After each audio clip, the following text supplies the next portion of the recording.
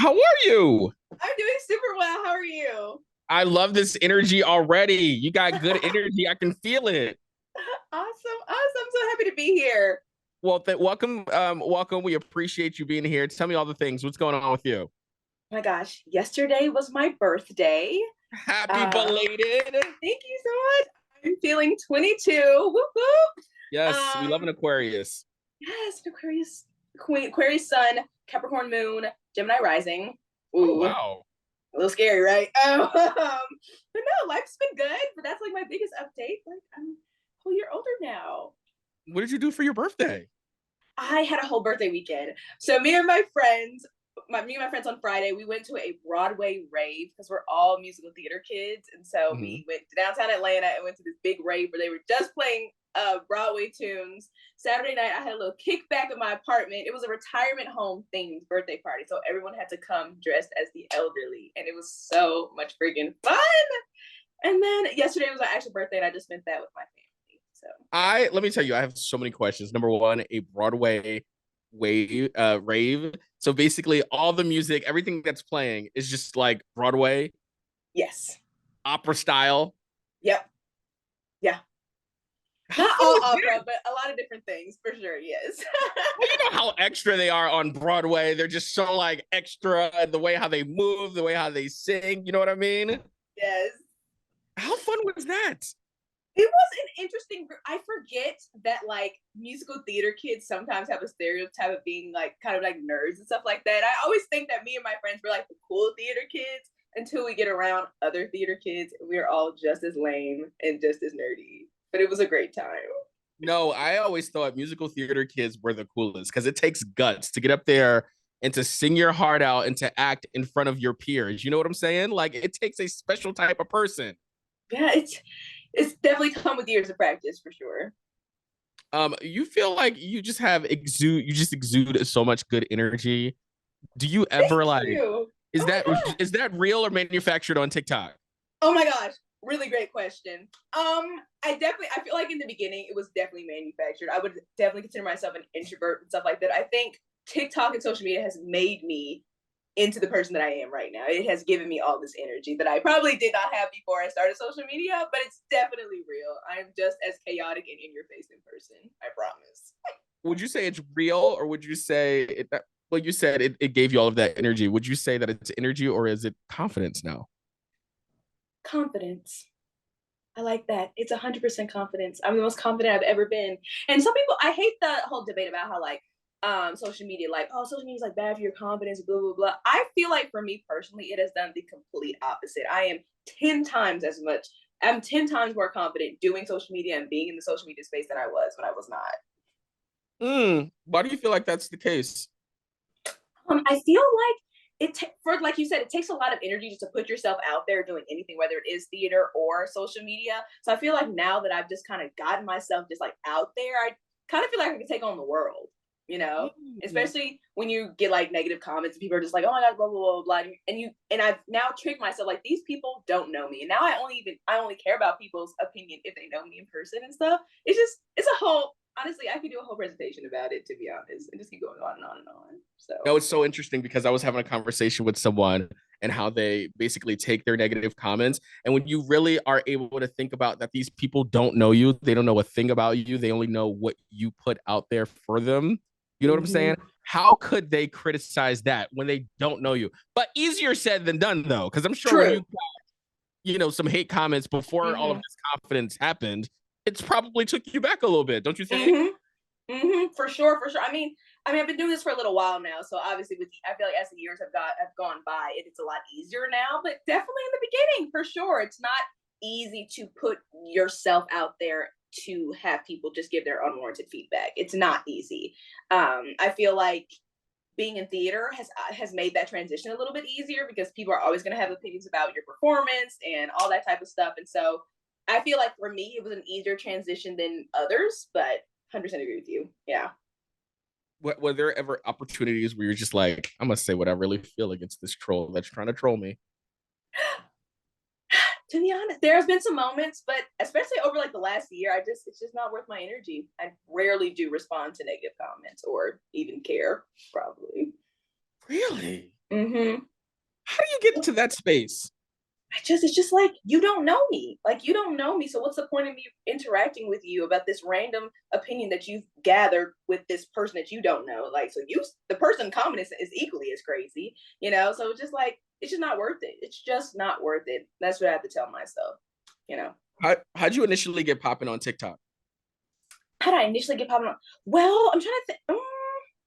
I started TikTok before the pandemic, which is not something everybody can say. I started TikTok like late 2019, and I feel like I had a few moments that were just kind of like, okay, my TikTok is really going somewhere.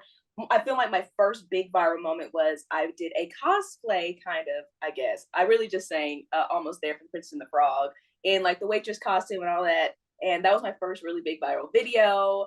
I have a few sounds I think that have gone around all over the place. Yeah, I think it depends on when you followed me. I've had so many different eras at this point. Did you ever think that this journey would take you this far?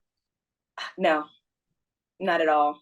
Not at all. I should be in college, graduate in my graduating year right now, but here we are.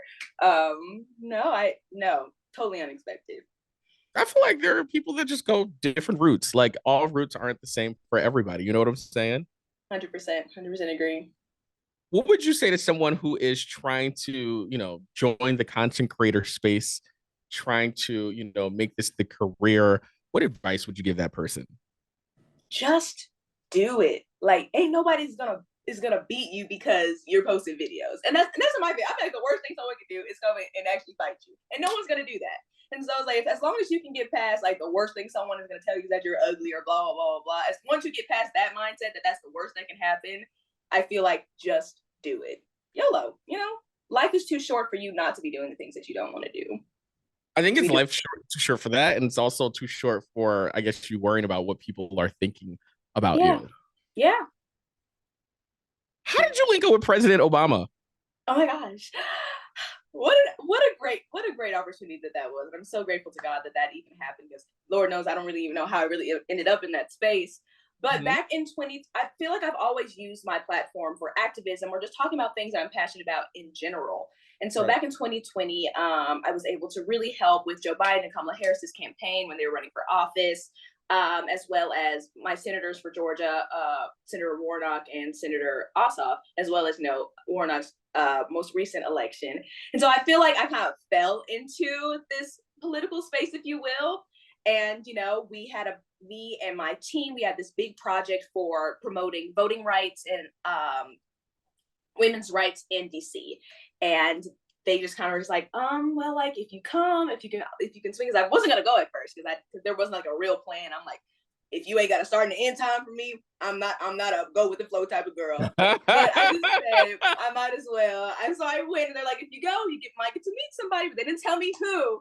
And so Well, I did they? get there. I wonder if they already knew that you were going to meet him and tried to be it a surprise. We will never know. I should have asked that. But I went, and then they're like, okay, you're gonna meet so and you're gonna get to make a video. And I'm like, are you freaking kidding me? So my whole purpose for being there was to just get with these other amazing female creators, just to promote voting rights and how important how our bodies were on the ballot this next coming election. And that was our purpose for being together, just to get together, talk about those things, promote those things. And so the fact that I got to sprinkle in meeting the former president was so amazing and so unexpected, for sure. Oh, was he hella cool? He just Yes, screams cool. You know what I'm yeah, saying? Like, so oh, cool. He was so cool and so nice. Like, I filmed my video multiple times in the room with him, like watching me film, and I was like so nervous. Like, I'm like shaking the camera, like putting it on like on the little windowsill, trying to get the angles right. It's just nervous as heck. And so it was, yeah, he was super cool. And he was like, oh, it's okay, like we have all day. Like, no need to rush, no need to be nervous. And I was like, that made me more nervous, not gonna lie. because he just seems like that type of person. Like you could just be like cool in front of, like, of course you respect, the title that he had, but he just seems like one of those people that you just be yourself in front of.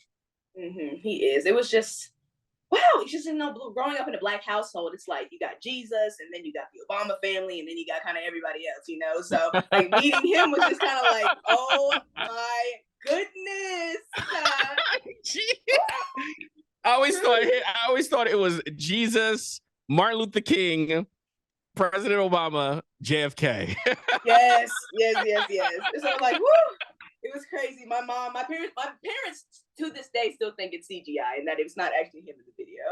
No, it's definitely him in the flesh. In the flesh, yes. Because I'm sure you had to sign so many release forms and background checks and stuff like that, so it was real. It was crazy. Like we all had to go through background checks. Everyone that made a video, it was intense. Were you like, why are we not necessarily why are we doing this, but like, all of these background checks? Like, what was the process? I mean, it was harder to make that video with the former president than it was to even meet Joe Biden when we went. So I was just like, I wasn't aware of the process. Like I guess the FBI does the background check for you. So it's not like I had to sit in the room and answer some questions. But I don't know what they were looking for, but I have a clean record. So absolutely did a whole deep dive on your life. Tell us, what are you working on next? What am I working on next? I am going to be in a theater production, starting a new theater production in February. We're doing Summer, the Donna Summer musical at the Aurora Theater in Atlanta. That's gonna be my next project for a couple months. Other than that, not much else. You were doing you. Yeah. Especially all the cool things I post about on my social media are things that also come up very, very last minute. So probably tomorrow I might get a phone call and be like, we're going to Dubai. I don't know. And hopefully if you go, you get $23 million just to do an hour's worth of work. Exactly. Fingers crossed.